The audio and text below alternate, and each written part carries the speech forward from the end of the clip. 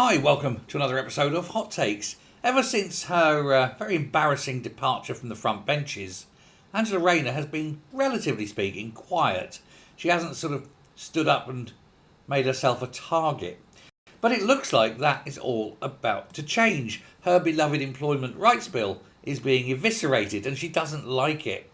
And allies of her saying that she could intervene in this workers' rights row, stand up and make speeches and make the push for what she feels is very, very important. Breach that public silence that she's been in for weeks now, or months in fact. The move has sparked a bit of an outcry from the left when they. This is the move that they deleted the day one rules about dismissal, unfair dismissal. This anger was fueled by ministers' attempts to argue that it had not been an explicit manifesto commitment. But the Employment Rights Bill was, and that was part of the bill. They've tried to claim that the vow was only to consult on the plans, but when you read the manifesto, you can see that that again is bollocks. They blamed the opposition on the House of Lords, basically, saying that the House of Lords would eviscerate if we, didn't take this out, then they'd just take too much else out. So it would be impossible to get anything through and onto the statute book. So they took that out in order to appease the Lords. Now, Rayner has always wanted the day one legislation because she knows that when she's finished and she has to go and get a job, she'll be fired on day one. Her children would be fired on day one. Anyone she knows would be fired on day one because they're useless and obnoxious and objectionable.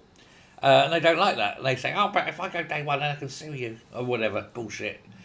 It would, of course, just mean that young people never get jobs. It's a terrible thing.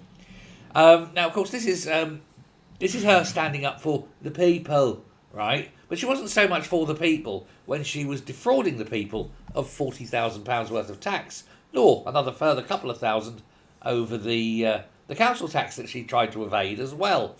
But one of her little supporters, Justin Madders, who was her deputy until he was sacked by Sir Keir Starmer as well, because of her exit, he had to go apparently. He's condemned this resistance by, quote, unelected peers.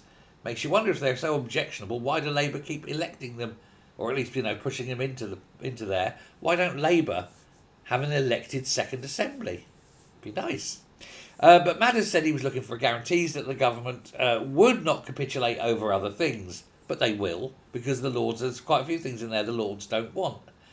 But he's saying that, yes, she said he's spoken to Rayner, and she's absolutely livid about this, and she may well get up and say something and try and push and shame the Labour Party into re-establishing that day one protection.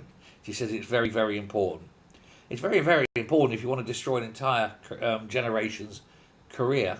Yeah, because nobody will employ them. Nobody's going to employ a young person on a day one rule.